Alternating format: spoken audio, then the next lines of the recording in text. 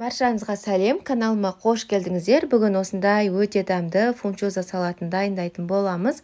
Міндетті түрде осы рецепт бойынша жасап көріңіздер, өте қатты ұнайтынына сенімдімін. Алдымен етті осылай ұзынша етіп турап аламыз. Пияз екеуін кішкене қуырып аламыз да, үстіне тұз, қара бұрыш және паприканы қосамыз. Және 30 мл кішкене су құйып, етті толықтай пісіріп аламыз.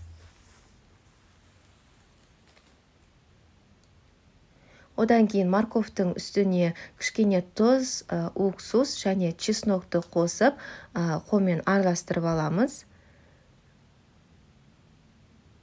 Және үстіне огурцы саламыз. Біз свежий огурцы немесе соленый огурцыды да пайдалансаңыздар болады.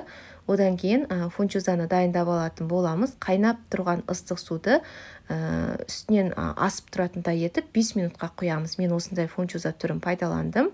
Өте тез дайын болады.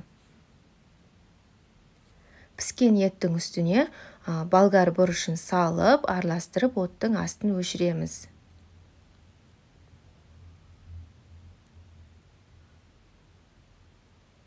Кейін морков қиярдың үстіне фунчозаны саламыз. Салмастан бұрын салқын суға бір шайып аламыз. Одан кейін үстіне етті және болгар бұрышын салып, араластырамыз. Үстіне укроп, соя тұздығын және фунчозаға арналған осындай заправка пайдаландым. Оны пайдаланбасаңыздар да болады. Барлығын осылай біркелкі етіп араластырамыз. Міндетті түрде жасап көріңіздер. Каналға тіркеліп, лайк басып, комментарий қалдыруды ұмытпаңыздар.